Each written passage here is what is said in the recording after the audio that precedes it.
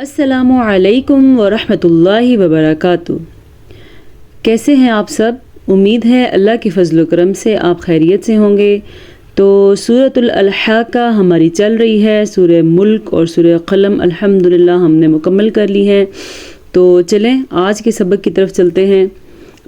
پہلی 7 آیات ہم نے گزشتہ سبق میں پڑھی تھیں، تو آج دیکھتے ہیں کتنی ہم آسانی سے پڑھ سکتے ہیں۔ اعوذ باللہ من الشیطان الرجیم، بسم اللہ الرحمن الرحیم، فہل تری لہم من باقیہ، فہل تری، ہا کے مخرج کا دھیان دینا ہے۔ آپ اس کو غلطی سے خا یا ہا نہ پڑھ دیجیے گا، یہ ہا ہے۔ 2 آنکھوں والی جو ہا ہوتی ہے اسے بھی ہا کہتے ہیں، اور جو عموماً وقف کی حالت میں بن جاتی ہے وہ بھی ہا ہے۔ یہ اور یہ دونوں ہا ہیں، جبکہ یہ خا ہے، اور جو نقطے کے بغیر ہوتی ہے وہ ہوتی ہے ہا۔ ٹھیک ہے، ترا میں را کو پر پڑھیں گے کیونکہ را کے اوپر کھڑی زبر ہے۔ لہم من باقیہ، پہلے 2 الفاظ کے درمیان میں ادغام شفوی کا قاعدہ ہو رہا ہے۔ یاد رکھیں جب کبھی میم ساکن ہو اور میم ساکن کے بعد میم متحرک آ جائے تو وہاں پہ ان دونوں میں ادغام ہو جاتا ہے اور وہاں پہ غنہ بھی بنتا ہے، اسے ادغام شفوی کہتے ہیں۔ من باقیہ، یہاں بھی غنہ ہو رہا ہے کیونکہ یہاں پہ میم کی وجہ سے خلاف کا قاعدہ ہو رہا ہے۔ وجاء فرعون ومن قبلہ والمؤتفکات بالخاطئہ۔ وجاء، یہ والی جو مد ہے یہ 5 الف کے برابر ہے، اور اس کو ہم 5 سیکنڈ تک لمبا کریں گے۔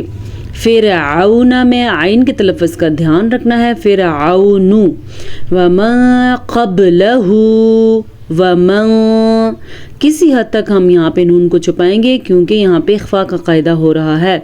ہماری ایک کلاس میں اخفا کا مکمل قاعدہ جو ہے وہ ہو چکا ہے، اگر آپ چاہیں تو آپ اس کو دوبارہ سے سمجھ سکتے ہیں، گزشتہ سبق میں ہمارا ہو چکا ہے۔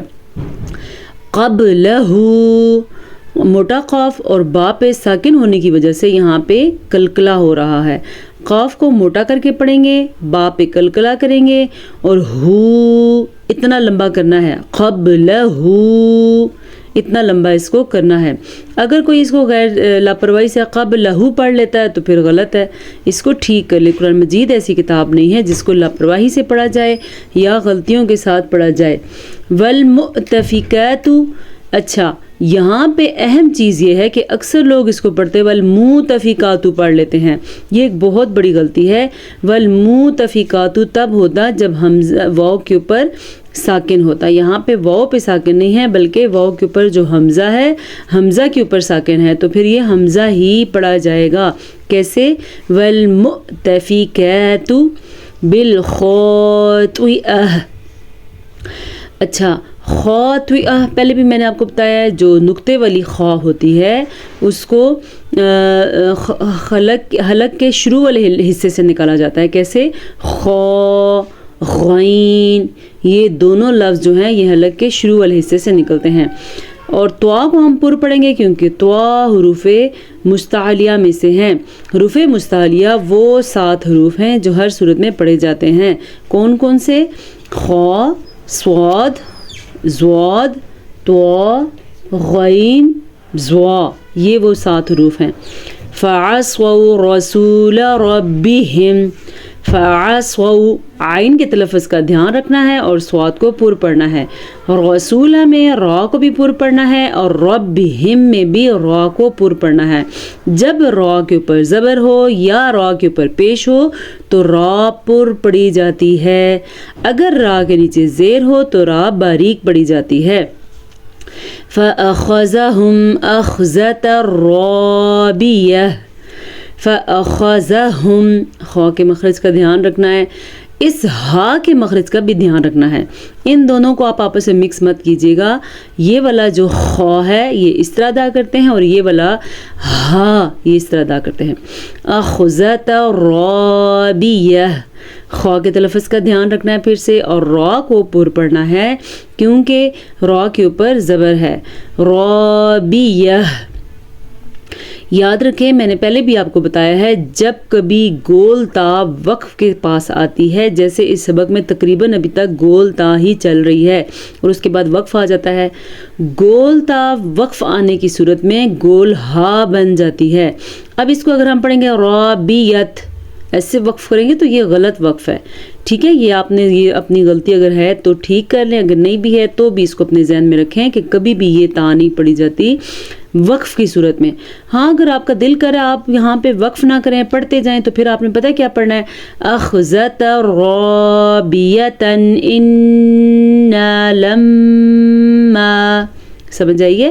پھر اس کو ایسے پڑھنا ہے، انا لما طغى الماء حملناكم في الجارية.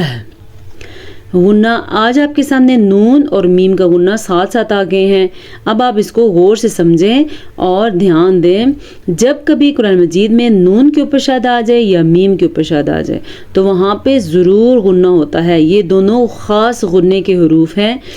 تو ویسے ایک قاعدے کے تحت بھی غنہ ہوتا ہے نون اور میم پہ، اس وقت واو اور یا پہ بھی ہوتا ہے، لیکن یہ نون اور میم پہ صرف قاعدے کے بغیر ہی صرف شد بھی آ جائے تو ان کو ضرور غنے کے ساتھ پڑھتے ہیں. غنہ کتنا ہونا چاہیے؟ انا لما، اس کو غنہ کہتے ہیں. ادھر ٹھہر جانا اور ناک میں خود بخود ہی آواز چلی جاتی ہے. زبان کی جو سرا ہے وہ اوپر تالو کے ساتھ لگ جاتا ہے، بلکہ منہ کے آگے والے حصے میں لگ جاتا ہے، تو پھر یہ غنہ ادا ہوتا ہے. کیسے؟ انا لما، ایک میں ایسا ہوتا ہے اور ایک میں ہونٹ بند ہو جاتے ہیں. تو غلماء، تو کو پر پڑھنا ہے اور غین کو بھی پر پڑھنا ہے اور اس مد کو 5 الف کے برابر ادا کرنا ہے.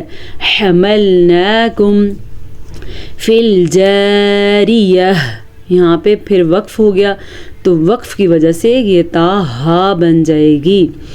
لِنَجْعَلَهَا لَكُمْ تَذْكِرَةً وَتَعِيَهَا أُذُنٌ وَاعِيَةٌ. لِنَجْعَلَهَا، جیم کے اوپر قلقلہ ہو رہا ہے. قلقلہ کیوں ہو رہا ہے؟ کیونکہ جیم حروف قلقلہ میں سے ہے. چلے آج حروف قلقلہ کو سمجھتے ہیں، بورڈ کے اوپر حروف قلقلہ کیسے ہوتے ہیں اور ان پہ کیسے قلقلہ کیا جاتا ہے. سب سے پہلے تو آپ دیکھ لیں حروف قلقلہ لکھتے کیسے ہیں. یہ موٹے قاف کے ساتھ لکھا جاتا ہے، یہ ہے قلقلہ. حروف قلقلہ 5 ہیں. کون کون سے بولیں؟ قاف، طا، با، جیم، دال. یہ ہیں جناب حروف قلقلہ. یاد رکھیں جب کاف کے اوپر ساکن آ جائے، طا کے اوپر ساکن آ جائے، اس کو ساکن بھی کہتے ہیں، اس کو جزم بھی کہتے ہیں. اردو میں عام طور پہ ایسا لکھا جاتا ہے، لیکن عربی قرآن مجید میں یہ ایسا لکھا ہوا آتا ہے. یہ دونوں ہی، یہ بھی ساکن جزم ہے اور یہ بھی ساکن جزم ہے. جب ان کے اوپر ساکن آ جائے تو ان حروف کے اوپر جھٹکا پیدا ہوتا ہے. اس جھٹکے کو قلقلہ کہتے ہیں.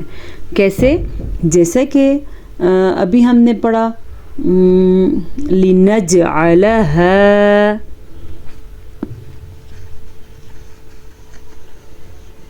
یہ دیکھیں لِنَج، یہ جیم کے اوپر ساکن آ گیا، یہ جو اوپر ہے لِنَجْعَلَهَا، تو ہم نے وہاں پہ جھٹکا دے دیا. جیسا کہ اق، اگر ہم اق ایسے پڑھیں گے قاف کے اوپر ساکن کی وجہ سے ہم نے جھٹکا دے دیا. اس کے اپوزٹ اگر یہ والا کاف آ جاتا ہے تو پھر وہاں پہ جھٹکا پیدا نہیں ہوگا. دیکھیں آپ جھٹکے کرنا اور جھٹکے نہ کرنے میں کیا کیا فرق ہوتا ہے. اق اور یہاں پہ اک، یہ فرق ہوتا ہے. جھٹکا اگر ہم کریں گے تو کیسے؟ اق، یہ ہے قلقلہ. اگر نہیں کریں گے تو کیسے ہوگا؟ اک. آرام سے پڑھیں گے. جیسا کہ ہم طوا پہ قلقلہ کرتے ہیں، ٹھیک ہے، ہم پڑھتے ہیں آتو، لیکن تا پہ قلقلہ نہیں ہوگا، اس کو ہم کیا پڑھیں گے؟ ات۔ یہ فرق ہے قلقلے میں اور غیر قلقلے والے حروف میں۔ اب یہ دونوں ملتے جلتے حروف ہیں، لیکن یہ حروف قلقلہ میں سے ہے اور یہ نہیں ہے، یہ بھی حروف قلقلہ میں سے ہے اور یہ نہیں ہے، تو ان کا فرق ایسے ظاہر ہوگا کہ ہم نے بولا اق اور اس کو بولا اک، اس کو بولا ہم نے اتو، اس کو بولا ات۔ اسی طرح یہ 5 حروف قلقلہ ہیں، ان کے اوپر جب بھی کسی آیت کے درمیان، کسی لفظ کے درمیان میں یہ حرف آ گئے تو ان کے اوپر قلقلہ ہوگا۔ میرے خیال سے آج کے لیے اتنا سبق کافی ہے۔ انشاءاللہ تھوڑا پڑھیں، اچھا پڑھیں اور ضرور پڑھیں، ویڈیو کو پورا دیکھا کریں اور سبق کو اچھے طریقے سے سیکھیں۔ اللہ پاک آپ کے اور میرے حافظے میں برکت عطا فرمائے اور ہمیں قرآن پاک کو صحیح طریقے سے پڑھنے کی توفیق نصیب فرمائے، بلکہ صحیح سمجھنے کی بھی توفیق نصیب فرمائے۔